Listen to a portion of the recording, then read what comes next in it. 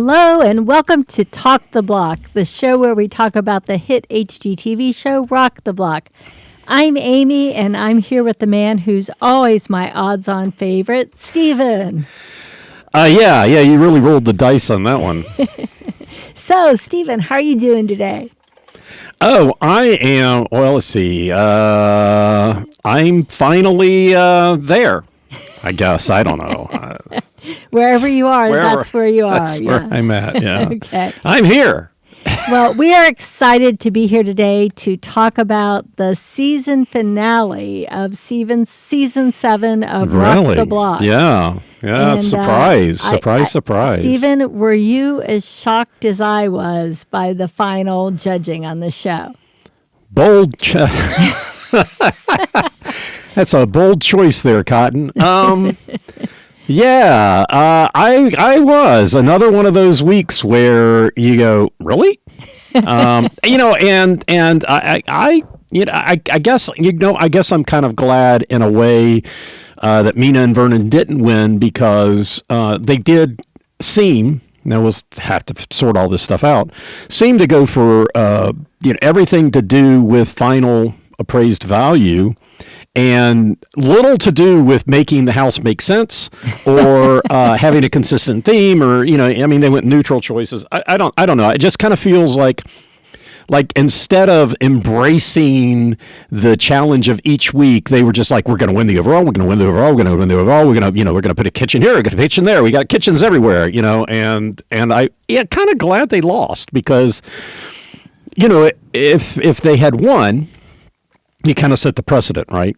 And so, yeah, I like Mina and Vernon. I love Vernon. He's so much fun. He just got so much energy, and congrats to him for being his age, having spent so much time as a professional athlete, and he can still jump over a pickleball net. The guy is just still very lithe, he moves so well, and he's so fun to watch that just seems to have a pretty good personality. But I kind of feel bad from that standpoint that they didn't win. But I think as far as the show goes, I think it probably was good that they didn't. Yes, Stephen, I couldn't agree with you more. It did feel like they were kind of trying to game the system by just plugging in added value wherever they could, and really deprioritizing the design. And they got dinged on that pretty hard by the Property Brothers, who had a lot to say about sort of their safe choices that they made in design. So they made safe choices in design. They made bold choices by putting in 4 kitchens, really 5 if you count the outdoor kitchen.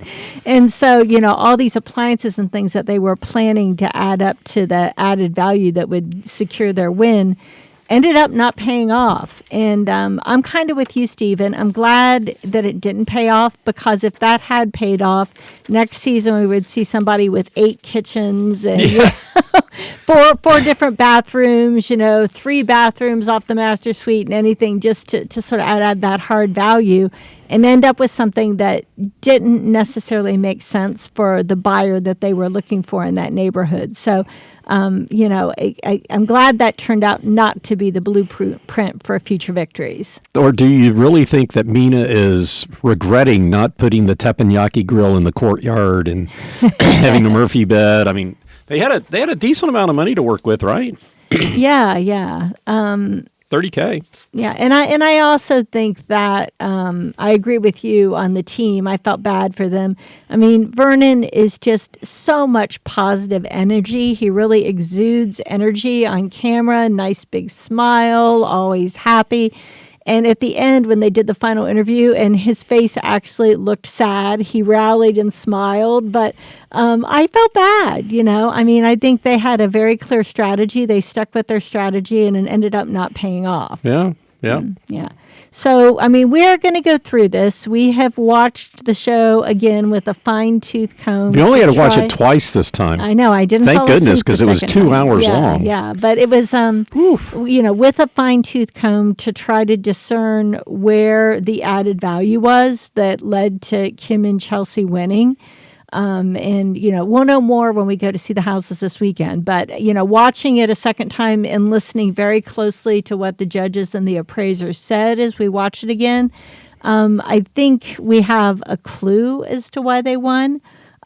Still may not be my favorite house. I still think the festooning of the multi-generational suite was a big whiff. But hey, last year the winner put a pickleball court in the basement for no reason and ended up winning because that, turned out to be sort of a throwaway. And I think that the same thing, the festooning was clearly like the biggest error we saw this season, but they still came away with the victory. I guess a little bit of difference between the pickleball court last time and this one is that the Property Brothers didn't look at it and go, this looks sloppy. Yeah, and the Property Brothers overall were pretty positive as judges. They were not, at least what they showed us, they weren't super critical. So for them to say something, use an overtly negative word like sloppy is a little bit out of character. Yeah, they had a similar expression to that as Scott did when he walked in there. They didn't start bawling laughing, but but they kind of, they finished the house, and as he said, they were wowed in a lot of the house, and then they come in there and they're like, wow, it's like somebody else had done that room. So, yeah. They lost the thread there, that's for sure. So what I thought we'd do today, Stephen, is talk a little bit about the exteriors of each house and what we thought of them, since that was the new thing we had for this week. The courtyards and exteriors. Then we'll try to make sense of the judging as best we can. Sounds good. Okay. All right. So let's talk about the exteriors. Which house did you feel had the most striking exterior, and which did you feel was like sort of the biggest miss? The most striking had to be Scott and Brooke, and I think it's going to look better in person than it does. So, they had the white stone, and then they had the creamy color on the exterior, and in some ways it kind of blended together. And I'm thinking that when we see it in person, it'll look different. What I'm thinking won't look different is the brown on brown from Mina and Vernon's house.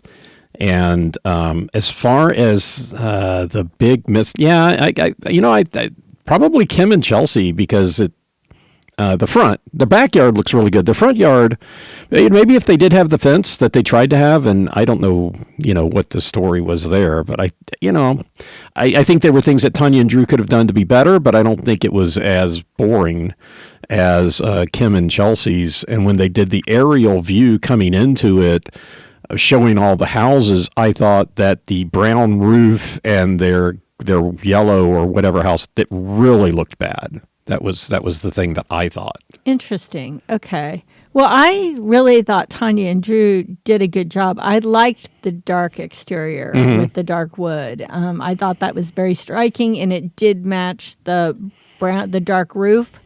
It would have been nice if they could have done the wood underneath the porch there. I think, Taniya and Drew just dug themselves a hole with how much money they spent in the first couple of weeks. And so I think they had some good ideas, and this week in particular, that they weren't able to execute on because of budget, right? So they couldn't afford the wood underneath the porch anymore. It still looked good painting it dark, but it would have been amazing if they'd been able to put that wood there. They used roof tile underneath or shingles. But I think, they on the right side of the house, they had some stone and they had some wood and the accent. And I think that entry looked gorgeous. But then if you look over to the left side where there's all the RV garage, it's just one big slate of gray. And if they had done something like what Scott and Brooke had done, where they put stone around the RV garage, I think it would have been a nice complement to all the gray. If you look at the back of their house, it's gray, right? You kind of need a little bit of relief from that. And I think in the front of the house, it would have been better if they'd put stone on the side over there. Now, again, that aerial view, their house did look the best, I think. Yeah. Yeah, I like that. And I agree with you. I think Scott and Brooke did a good job. I do think you might say there isn't enough contrast between the paint and the stone. That's something that I think we'll really be able to examine when we're there in person. But I liked the terracotta roof. I thought the terracotta with the creamy color, that's very desert, very southwest United States. Yeah, and very much in their modern hacienda look. Yeah, the outside of their house, if you said modern hacienda and you were looking at the outside, you would buy into that, Yeah, right? So yeah, I thought that looked good. I don't know why Mina decided to do that brown paint next to the wood. I thought it really distracted from the wood that they had in the front of their house. And then you liked the fact everybody else used the same pavers for the driveway and the walkway, and they used bright white for the walkway and different for the driveway. Yeah. I didn't like the difference, but you liked it. I did. I thought it really set the, it really kind of defined the entrance to the house. It's like you come up and it's like, here's the pathway. And it was nice and wide too. I think the other walkways to the other three houses was much narrower. Maybe even half as narrow as Mina and Vernon's. But yeah, no, I liked it. I thought it looked like a nice little entry to that. And I thought, as far as the Browns go, I thought, same thing. It's like, well, on TV it kind of looks close, and when we get there, maybe it'll look different. But based upon what the property brother said, no. I'm not expecting that anymore. Yeah. And Kim and Chelsea, theirs was rather plain. They just had the cream color everywhere with the black accent windows. I think maybe the fence, I'm not sure I love the fence for that neighborhood, so maybe it was a blessing in disguise. They couldn't afford it. I did like the fact that they put a little wall around their front patio and then put the topper on it. I mean, the property brothers didn't see the value of it, but I mean, I kind of liked it. I could see you sitting out there on the patio and kind of having a little bit more privacy on your front porch, but still able to see your neighbors. And they really needed it. If they didn't have something there on that front porch, it would have really lacked character. So, that was, I thought, a good ad for them, maybe not ideal. But they really, I think, showed the least amount of creativity in their external to their house, which is interesting because they showed a lot of creativity on what they did on the inside. Yeah. The artist rendering of the fence, I thought looked nice. So, have they been able to do it? Maybe. I think having the defined porch was nice. I do not believe that is a retaining wall. I don't know why they keep calling it that. Wall. We have several. How many retaining walls do we have? We got at least four. And what the retaining walls do is they hold back the earth. They retain. Things. Yeah. So the only thing that this was retaining the porch, and then it was, it didn't even go all the way to the ground. I mean, there was a gap on the bottom, but I thought the porch looked nice. I loved their landscaping. I thought the landscaping they did in the back looked very natural. They're not trying to pretend they're not in the desert, except for the little patches area, of grass. The whatever they laid down. So many nails. It looked like so many nails to put that down. I'm a little concerned about walking on it and stubbing my toe or something. I hope the grass looks better in person than I think it's going to look. But I guess we'll see with that too. But yeah, maybe the fence would have looked good. But it did. The house didn't look like there was a lot of imagination that went on. But again, I did like the landscaping. Yeah, the landscaping was good. You're right. Okay. Well, I also forgot that we need to talk about the courtyard. So, Stephen, let's take a super quick break. We'll talk courtyards and then we'll talk judging. Sound good to you? Yep. All right. Okay, we are back to talk about the courtyards. And once again, I would say that Drew and Tanya's lack of money really got them here in the courtyard. It's funny, with this season of Rock the Block, we started off with the first two episodes with Scott and Brooke going, oh no, something's not coming. And then the miraculous, it shows up, or they're able to get it and replace it. And we finished the season with, we can't afford that. We can't afford that. We can't afford that with Tanya and Drew. And we can't afford that. We can't afford that. We can't afford that.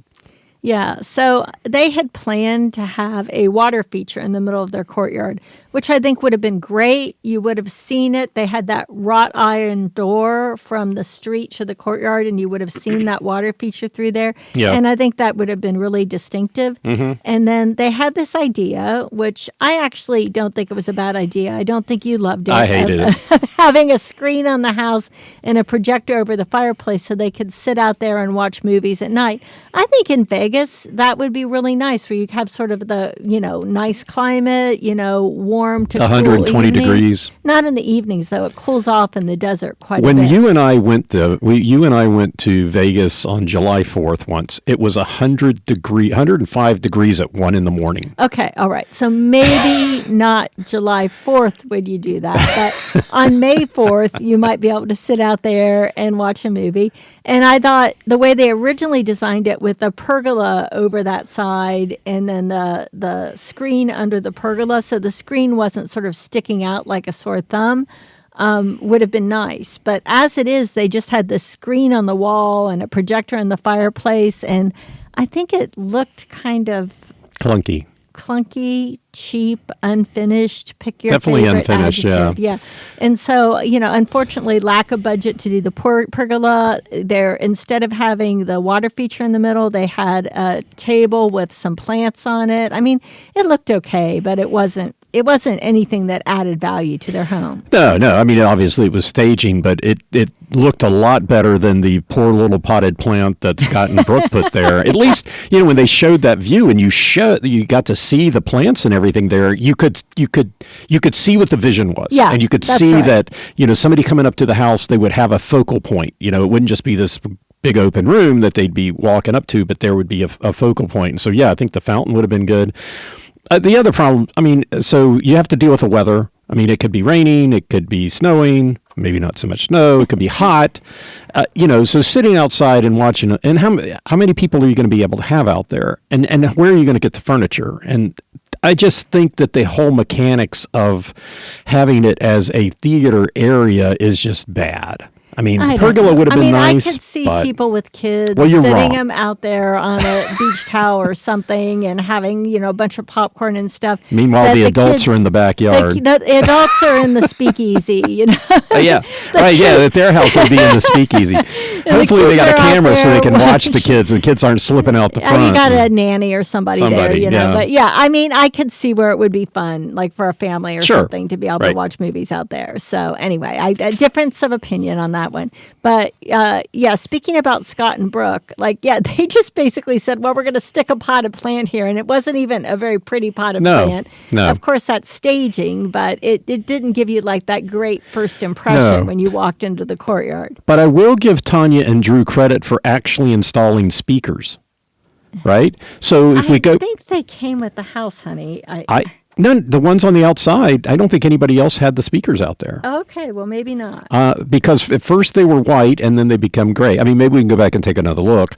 But they had speakers in the front and the back, as opposed to the theater room that the multi-gen suite was with Kim and Chelsea, where they didn't even have a fake speaker anywhere. All right. Well, we will dive into the whole speaker issue in the future. Speakergate. Yeah. Okay.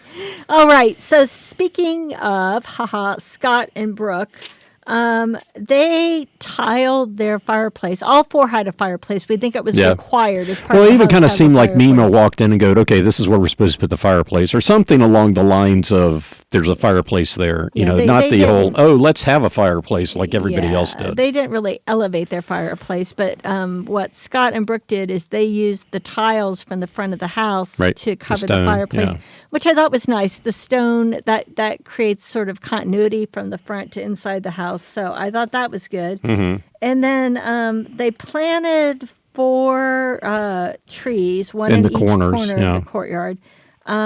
You didn't love that. I kind of liked it because if you were looking out from the windows into the courtyard, you would see the nice trees there and just not whatever stupid staging they'd put. But what was your problem with the trees? Well, for one, I don't think the trees looked very good to start with. And I don't know what the trees are. I don't know how they're going to grow. We've got a couple of really nice, beautiful fir trees that somebody planted 2 feet from our house. And now that they're 20 foot tall, we're having to trim the limbs off the back because it's just too close to the house.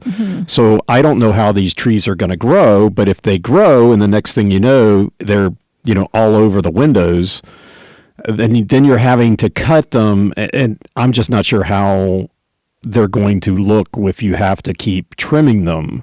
Now, maybe they bought the trees in that way, thinking that that's how they were going to grow and that we'd be able to be sustained there.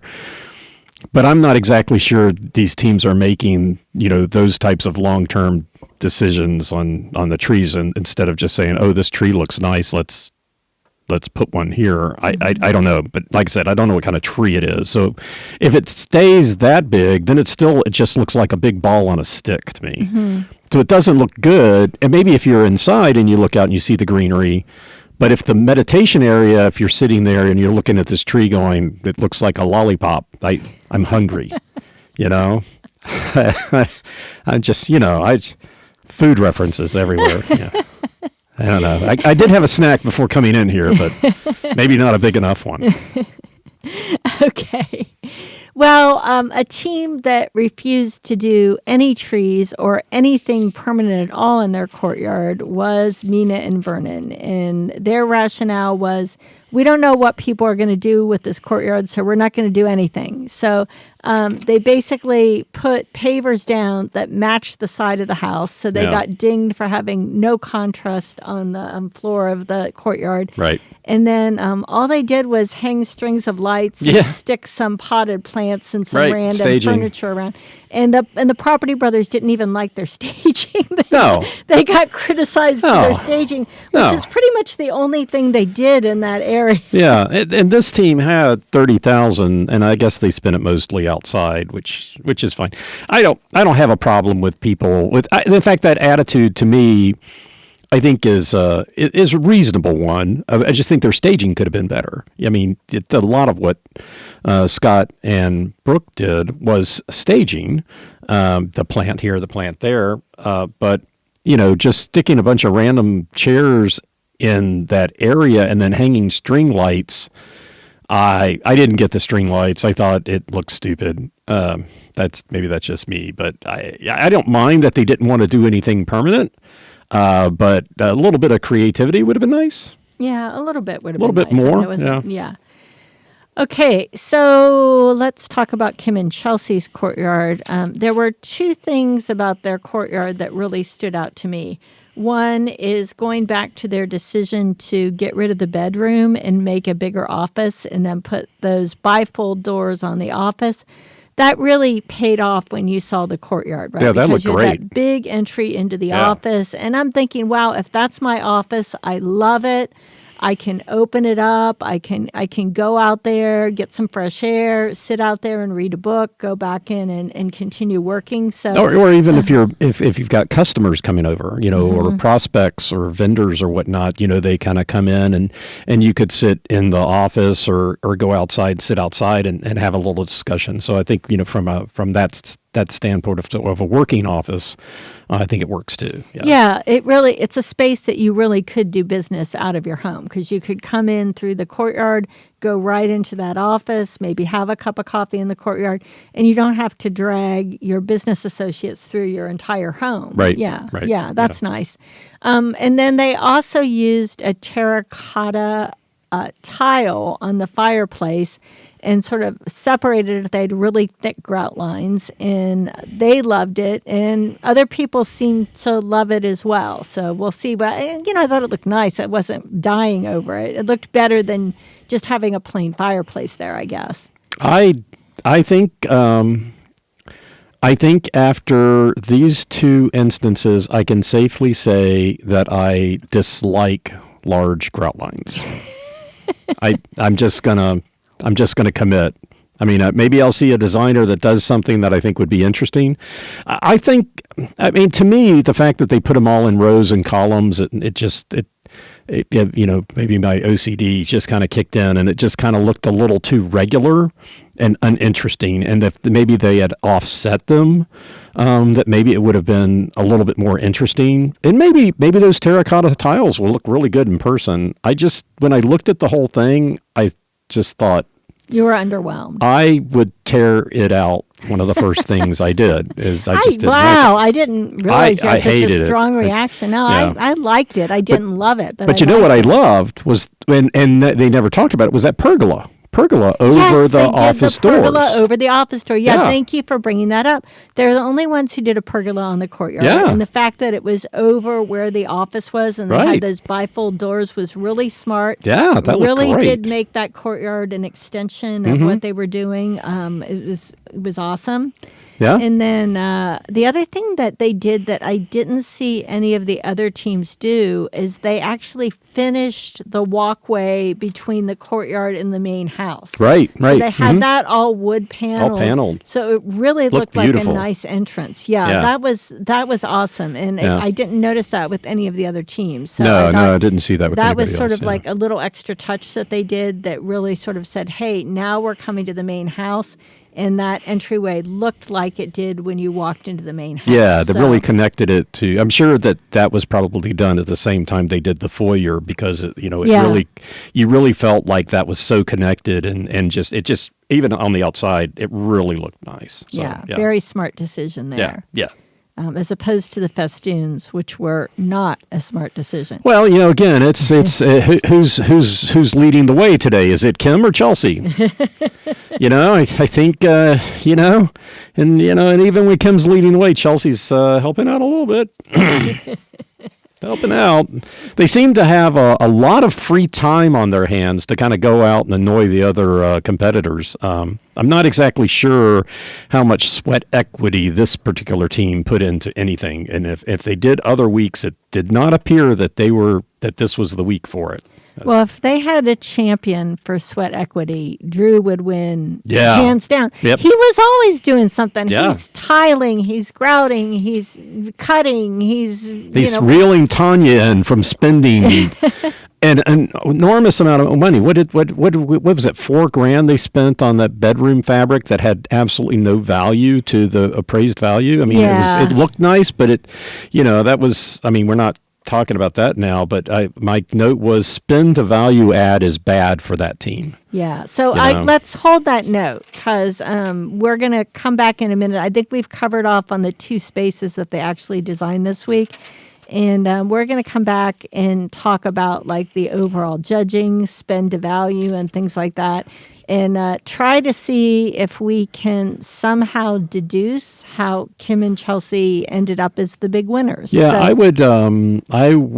The only other thing that we talked about this while the show is the difference of the entry pathway for the teams that were on the right, Scott and Brooke and Taniya and Drew, was that theirs had to be stair-stepped. Yeah, they must have had a little elevation difference, because the teams on the left, Kim and Chelsea and Mina and Vernon, their entryways were all flat. And so that was kind of interesting to see that there was an elevation change between the 2 sides of the street. Yeah. So part of it was, what lot did you get, right? Yeah, which can affect a lot of things. Well, that's how Kim and Chelsea were able to build that sort of large gazebo for dining with the view of the mountains. If they'd been on the other side, that would have been hard to do, because the fence would have sort of been in the way, right? If you put a gazebo over there and you were looking toward the mountains. I think, it's part of it is luck. This is the Las Vegas season. There's definitely luck involved in this whole thing. And part of it is, what do you make out of the luck that you're given, right? You're given a particular lot. How do you make the most of it? Yeah. Yep. All right. Well, we're going to take a quick break. We will be back in a minute to try to make sense of everything.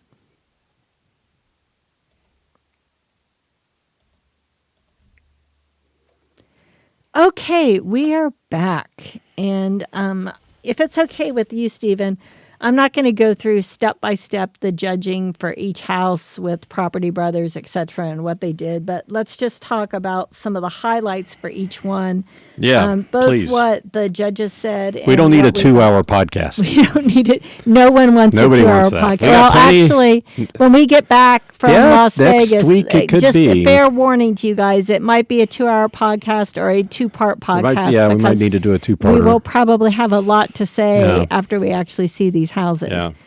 But talking about the judging, so let's pick up where we left off in the last segment, Stephen. We talked a little bit about sort of spend to value add. And Right. I think that is really where Taniya and Drew missed the mark. Oh, totally. Because they had a lot of big budget items that they did not get credit for. So starting with the $4,000 she spent on fabric for that headboard.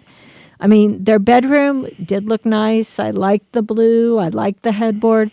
But did they get $4,000 worth of added value credit No. for putting that on there? No No. way. No way did they get that. Yeah. No, and maybe it'd been nice if I had a chart of all the teams spend, and that would be. I mean, I've written down all the spends. I just haven't quite got it all organized. But that would be kind of nice. Then we could take a look and we could say, okay, it looked like this would have added to value, and that would not have.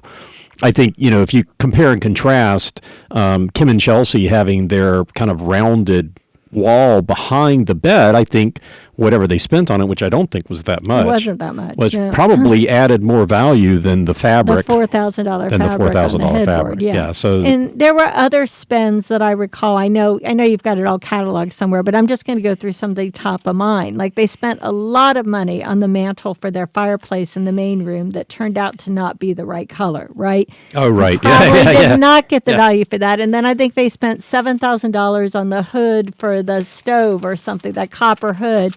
Again, it looked nice. Did they get $7,000 worth of credit for that? Probably not. $93.90. Yeah, $93.90. So a lot of money on that, and probably not the value back in the $380 appraisal. on the library ladder. No, and and I think $93.90 on that kitchen in the bullnose, which looked very functional. But I think from a spending standpoint, that's where Kim and Chelsea, the granite they had was beautiful. Just unbelievable, beautifully. And I'm just continuing to talk a little bit about Drew and Taniya here. If I recall, they blew a lot of money in that speakeasy. Very expensive marble for the speakeasy. They spent like $2,000 for the disco ball or whatever it was. And it looked really cool, but did they get the value back for the high-end materials they put in this little special speakeasy room? Probably not. No, I don't think so. I mean, just to compare, Kim and Chelsea spent $11,700 on their island to the $93.90 for Taniya and Drew, and I think they got more than $2,000 benefit above what Taniya and Drew did. Clearly. Yeah, I mean, I think Kim and Chelsea were probably a little bit smarter about the big spends. I mean, that slab, they had to buy more than one slab, but the granite that they bought was gorgeous. They used it in the kitchen and in the living room for their pass-through bar, and it was really a showstopper. So that's a place where they spent a lot of money as opposed to $4,000 on fabric for a headboard that probably there was added value. Yeah, they spent $8,100 on the glass doors for the great room. The glass doors for the great room are definitely going to be payoff right to the backyard. Yeah. So, but I just, I think Taniya and Drew, it's kind of easy to wrap up where they ended out. I thought they had good taste. They had some fun ideas, but they spent a lot of money on big ticket items that didn't really pay off for them. And at the end of the day, their final spaces didn't live up to the vision they had for them because they just didn't have the money to spend. Yeah, I mean, just in the speakeasy, they spent $49.20 on the paneling, $2,200 on the wallpaper. It was on one wall, $64.50 on the flooring, $680 on the disco ball. I don't think we got a price on them. So this is a lot of money for a very small piece that's fun, and it did look cool, but did they get all Value of that add, value yeah. add out of that speakeasy? I would say probably they didn't. No. So, I think we don't want a bunch of game players on the season. We want to have great designers, but to some extent, like, you have to make your design choices you have to don't just do everything for value add like Mina and Vernon did, but make design choices that are going to sort of result in value add. Right. Right. Okay. So let's talk a little bit about Mina and Vernon. All right. Can we? We need to make sure we take breaks on a regular basis, or since we're kind of freestyling it, we could get. Okay. All right. We're going to take a break. We'll be right back. No, let's take a break.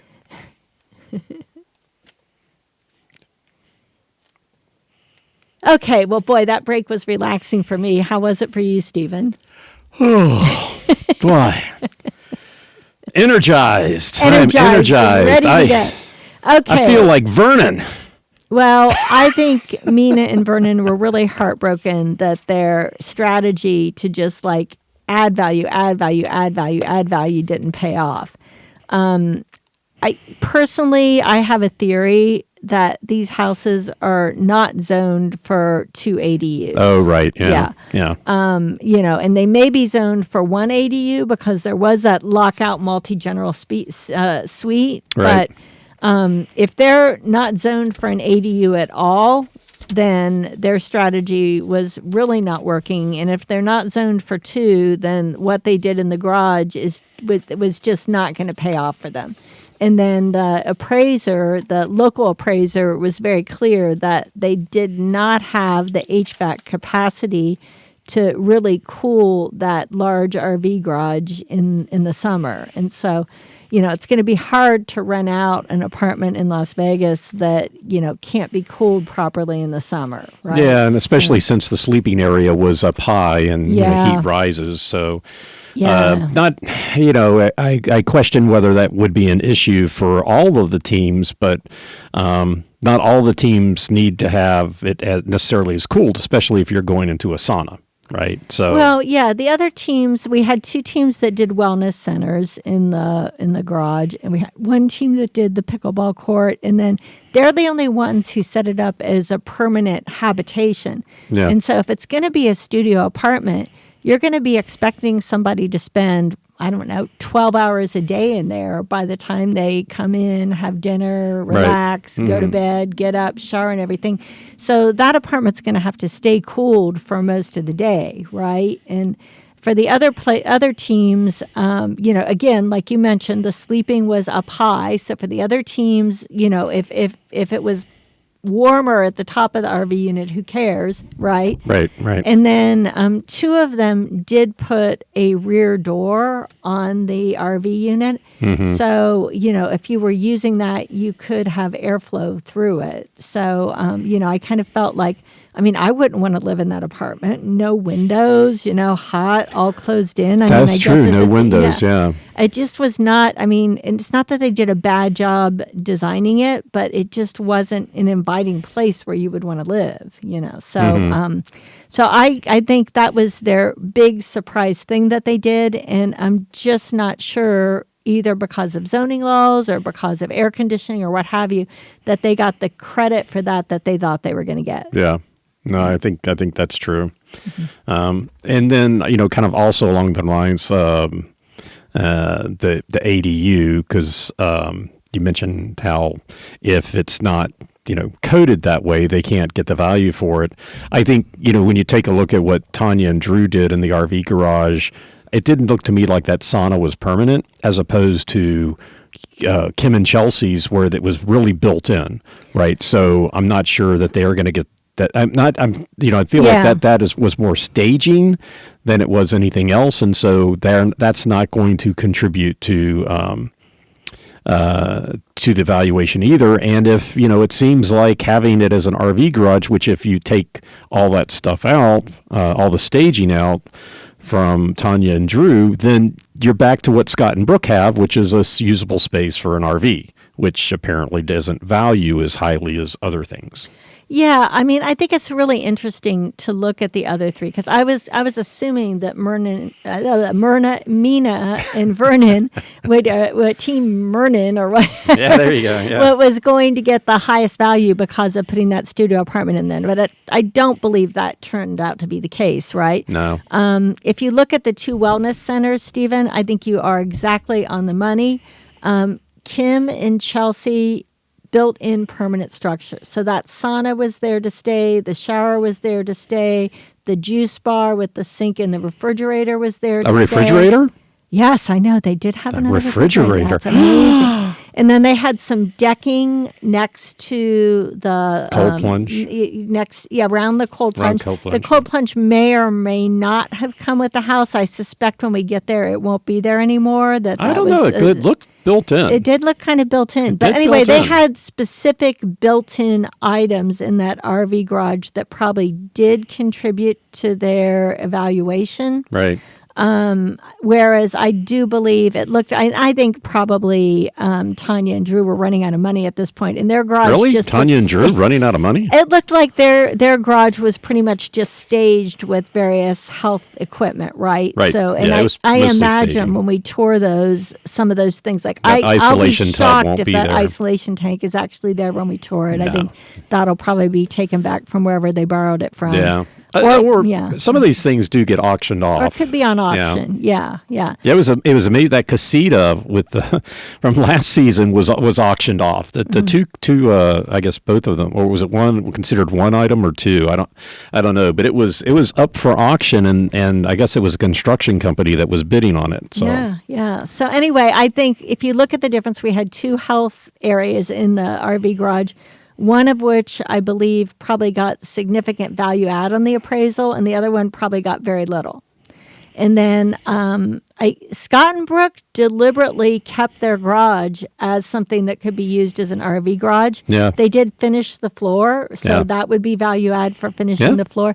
And they felt that in that neighborhood, and a true RV garage would add to the appraisal. Right. But I don't know. Probably it didn't add as much as whatever Kim and Chelsea did with their wellness center because I thought they did a very nice job. It was totally usable as a sports court, pickleball, basketball, whatever else, but could easily, but you could take you about 10 minutes to set it up so you could pull your RV into it if you had an RV. So I thought it was smart, but I don't think it paid off in the way they thought it would. And then they did get dinged by the property brothers for not having a rear entrance to the backyard, to having a rear entrance to the garage, so you could go directly from the backyard into the sports court area. And I think that was fair criticism. It would not have changed the appraisal at all, but it was fair criticism so that that space is a little more usable. Yeah.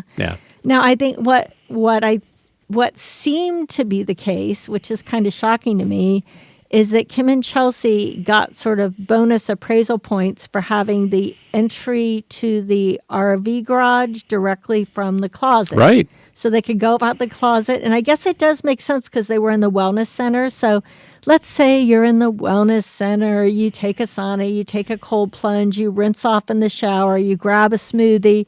You can go right into your closet and get dressed and get ready for your day. So as long as you're the owners and you're staying in the main suite. If you're not staying in the main suite, I guess you're walking through the main suite to get to wherever you're going. Yeah. So that's my only problem, but there's no other way. I guess you can go through the garage to get to it. But if this were our house, Stephen, and, spoiler alert, we live in our house. We don't have any other family members that live with us. Sure. It would be perfect, right? We could get up. Oh, sure. Yeah. No doubt. I agree with that. Yeah, but if say you had kids, or you had adult kids that were coming to visit you and they were going to use your wellness, whatever. And they're going to be walking through your closet, or how are they getting in and out of there? They're probably not going to walk through the closet. They're probably going to come in through the garage. Outside. Yeah. But in any case, it's for a certain kind of buyer. It Sure. sets up really Sure. well, right? Yeah. And I think they also got credit for connecting that darn Multi-gen suite to the house, right? Well, that's what they said. That's what that was the first comment that the Property Brothers had when they met Kim and Chelsea. They said that they put a door into the regular house, and they said, "Oh yeah, that's going to add appraised value." And I'm like, "Really?" But they said it, so they said it. We're going to believe it's probably true.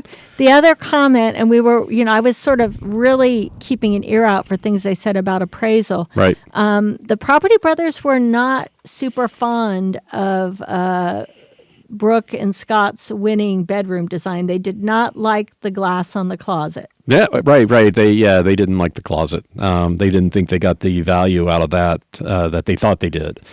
So it was a showstopper for sure, really beautiful. I kind of loved it, but they kind of felt like it would not be a positive on the appraisal to have a glass closet like that. Yeah, I don't know if it is or not. I guess from a certain standpoint, you can say that since the wall was glass, you've lost storage space. Yeah. So maybe from that standpoint, yeah, and maybe back to the appraisal stuff. We were flummoxed by Kim and Chelsea winning, so we're like, okay, where does it look like they got kudos from the appraisal standpoint, and where did other teams? Well, wasn't really listening for Taniya and Drew, frankly. Didn't really think I needed to worry about what they got bonus points for because I didn't think it mattered. But potentially Mina and Vernon especially, and then Scott and Brooke, if the RV studio is being taken out of the equation, then I think suddenly Mina and Vernon are they're back on a level playing field. Yeah, because I think if that really did count as a studio apartment and they could have gotten full value of it, I don't see how they could have lost. So there had to be something going on that they did not get the credit for that studio in the garage that they were expecting. Yeah, but then the other thing is that, remember, in the office, Kim and Chelsea took out the closet, so that is no longer a bedroom, and the other places can still count that as a bedroom, and bedroom is going to add to your appraised value. Yeah, and Mina and Vernon actually added a bedroom in that glass area by putting remember that in the main living space in that glass room they put a closet. Yeah. And so that's right. I really thought it was in the bag the Murphy for them. closet door. But apparently a door from the multi-general suite to the main house is enough to offset the loss of a bedroom for Kim and Chelsea. I don't know how the math works, but... Yeah, well, the thing is, originally Kim and Chelsea were going to get rid of the closet in that... in the multi-gen space too, and they wound up not. It looks like they cut it down to where it was smaller, and they put a TV in there, and it's smaller because there's a door where part of the closet was. So, you still can, I guess, technically consider it to be a bedroom. So they didn't lose two, just the one. I don't know. But the appraised value comments, we were definitely trying to keep an ear out for. Yeah, and that in the Scott and Brooks. The Property Brothers did really like Scott and Brooks' bathroom in the Himalayan salt and the sauna and everything. Yes. They thought that was value add, but maybe not as much for the closet, right? But they also liked the mirrors in front of the window in Kim and Chelsea's, which we hate. And then I hate the tub being a centerpiece, and they love the wet room that Taniya and Drew had, and we don't. So at least the wet room that Taniya and Drew had, that's one thing. Them liking the mirrors in front of the windows, I think really need to set these people down, and Scott needs to have a psychotherapy session with them. Though. A lot of people, it seems like designers are loving to put shelves and mirrors. Well, Cole and Chelsea did that last year, didn't they? We've seen it a few times on this show, so it does seem like something that people are gravitating to. I don't know. I guess I'm old-fashioned. I'm not in love with it, but hey, you know what? It's I don't know how much it contributes to the overall value. Yeah, I get having natural light, and we've got this big mirror across from our big window, and then that's where your vanity is to the side. And for me, what do? I brush my hair and and brush my teeth. I don't really need a lot of natural light, but I get that if you're doing makeup, natural light's really handy. I think our bathroom has plenty of natural light. We didn't need to swap it up and put the sink in front of the window in order to get that to work out. So but we've had a massive window. A massive mirror. It took five people to carry it in. All right. We don't need to let everyone in on the details. That's design. Oh, I know. I'm just joking with you. Okay. All right. Wow.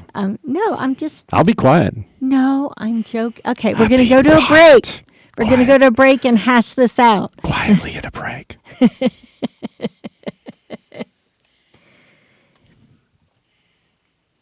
Okay, so Stephen, what I have tried to do, because when I went to bed Monday night after watching this episode, I was in complete shock. I did not expect Kim and Chelsea to win, given that they gave up a bedroom and they had the, multi-generational suite was festooned out the wazoo. I just was not expecting them to be the winner. So I went to bed just kind of in a flurry and couldn't even wrap my head around it. So in the subsequent days, in rewatching the show this morning, I have tried to come up with where I think they got their value add. So we've already talked about I thought for sure Mina and Vernon were going to win, but I think we talked about why they probably didn't win. But the flower boxes. I knew the flower boxes were going to put them over the edge. Well, I think they added a lot of value. They didn't get credit for everything they added. And then I think also their safe design choices did not help them in the end. So I thought Mina and Vernon were the shoe-in, but apparently not. So I'm going to list off some of the things that I think Chelsea and Kim might have gotten credit for that puts them over the edge, because I would say if it wasn't going to be Mina and Vernon, I thought it was probably going to be Scott and Brooke based on the overall value they added to the house. But I think that Kim and Chelsea got a big bump for all the built-in things they put into the RV garage. Those were hard value items, more so than what Scott and Brooke did. I think they got a lot of credit for that banquette. Everyone seemed to love the banquette, talk about the added value it was going to bring. Personally, I was not a big banquette fan, but it did feel like, from what people were saying, that that's something that probably added value to their property. I think, like we talked about before, the design elements that they spent a lot of money on, like the granite, really did pay off for them, whereas they didn't pay off as much for Taniya. And then we talked about the doors into the RV garage and from the generational suite into the house. That helped. And then the final thing, which I think is just luck of the draw, is I think they probably got more credit for their pool because it was substantially bigger than the other ones. That pool would have cost more money to purchase and more money to install. So if you think about it, at the end of the day, they won by $5,500. Right. $2,000 of that was from their awards that they put into their final appraisal. So they won by $3,500. Honestly, that could have been the difference between a big pool and a smaller pool. Oh, yeah. When you add in the cost of the pool and the cost of installing it. Whereas, Brooke and Scott had the smallest pool. So at the end of the day, everything else being equal, that pool could have been what put them over the edge. I don't know that's my theory, Stephen. I don't know what your thoughts are. Yeah, no, I think you're right. I was trying to look up prices from Plungy, and on their site, they didn't give a whole lot. They off their site, there's a number of different things that go into it. The pool shell can cost between $25,000 and $35,000 is what they say.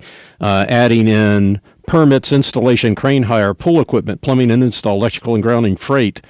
The minimum that they have on their site is basically $50K.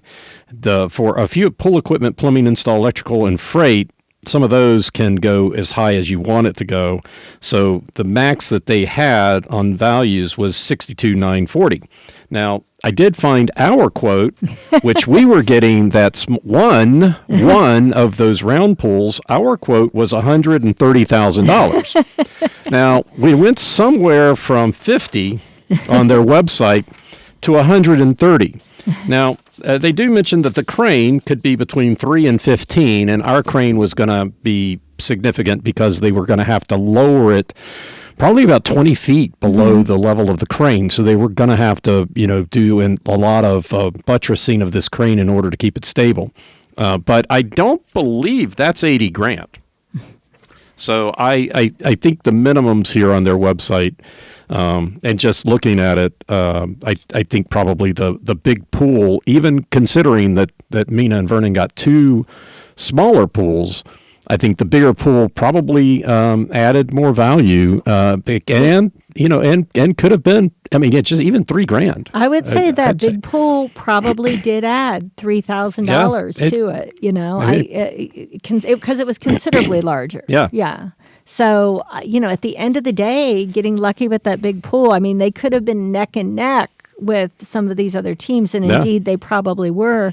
And maybe that big pool was the thing that really did it for them, Yeah, and I think given the dollar amounts, that they got to put $1,000 to the final appraised value, that the teams that did that received no benefit from that. I mean, obviously that was $2,000 more. I mean, but they would have won by 3 instead of 5. I mean, the win's a win, right? It could be $1.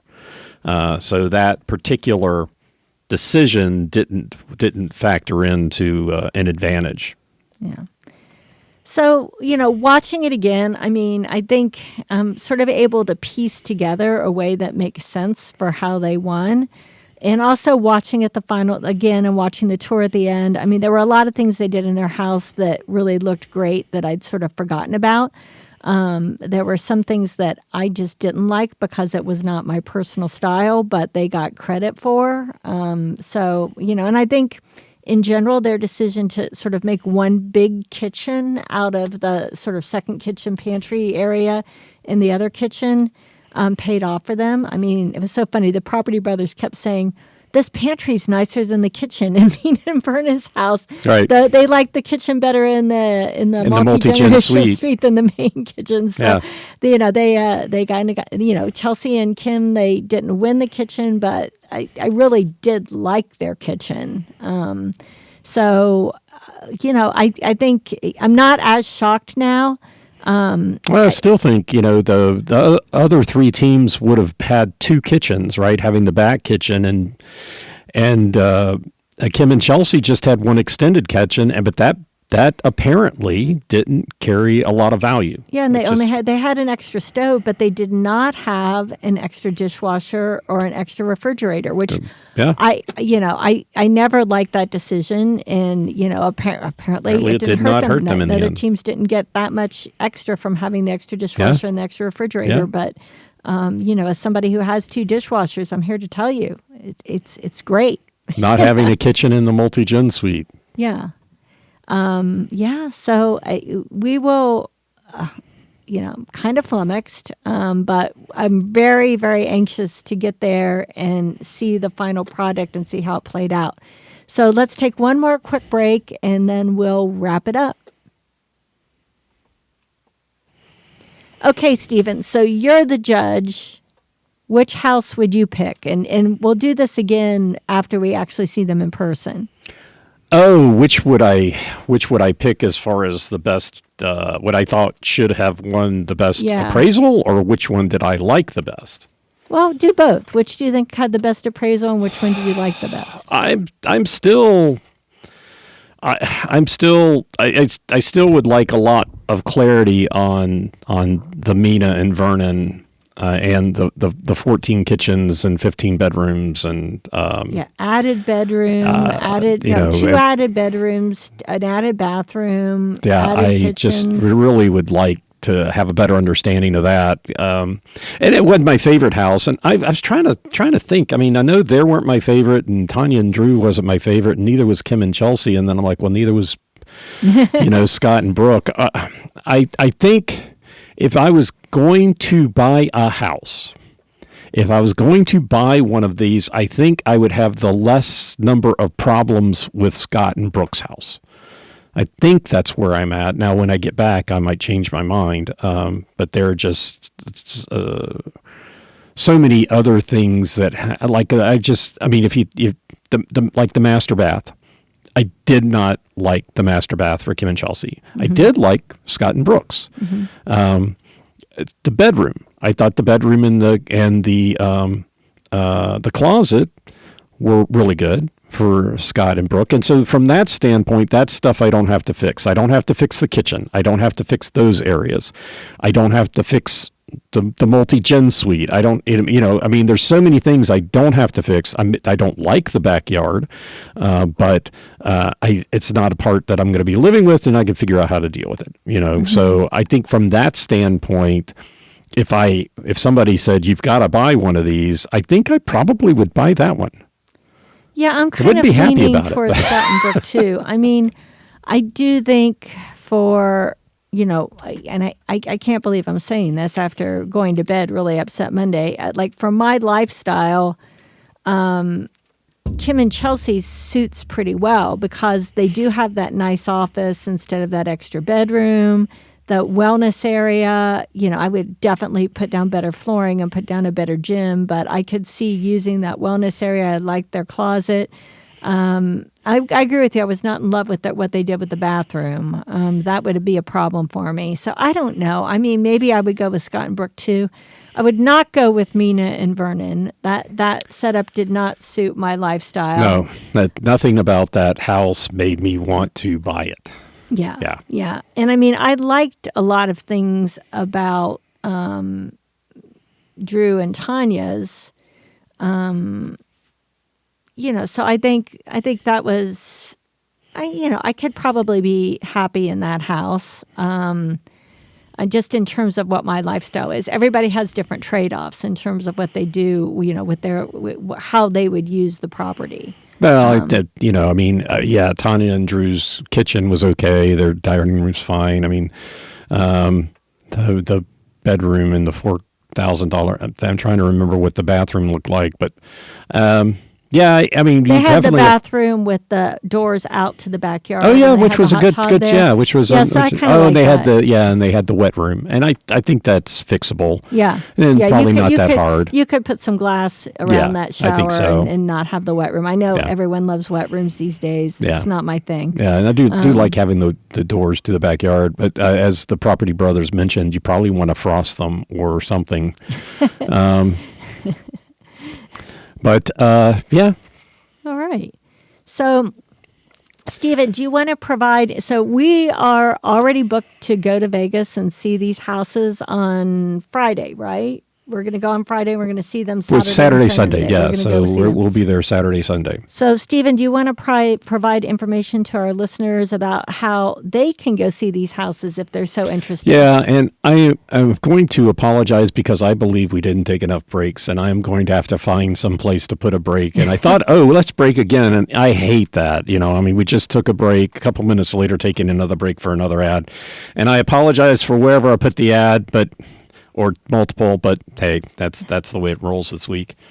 So Homemade sent out, they told me that they were going to send out because I contacted them yesterday with regards to some of the information. And how do you spell Homemade?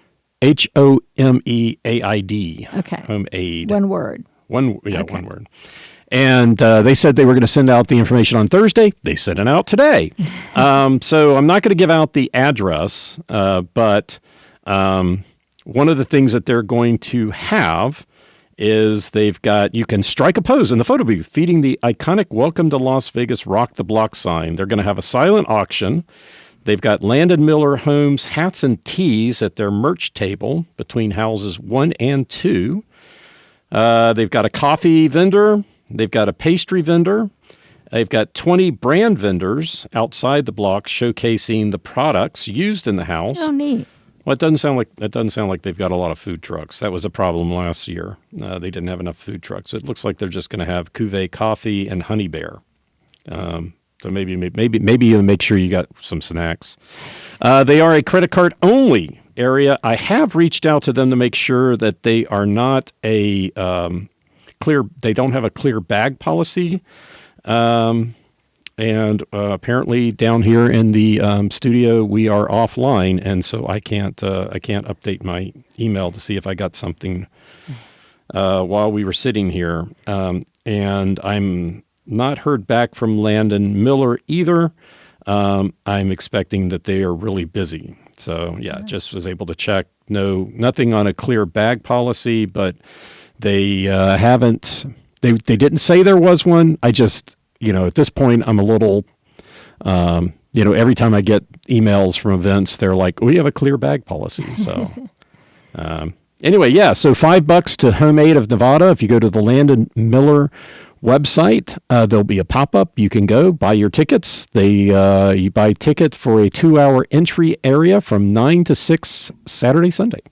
All right. Well, that sounds fun. Well, Stephen, and the weather's supposed to cooperate. It's going to be really hot. It's supposed to be like 91, 96 degrees. So I guess we'll experience what it's like to be in Mina and Vernon's studio. Yeah, we may not be spending a lot of time in there. Yeah. So, the weather is supposed to be sunny. It's not going to rain, which is what I was worried about. It's going to be typical of Vegas. All right. Well, I am so excited to go and see these homes in person. We hope that we see some of our fans there in person as well. And so this is the end of the season, but the end of the Rock the Block season, but not the end of the Talk the Block season. We will be back again next week sharing our impressions from touring the houses in person.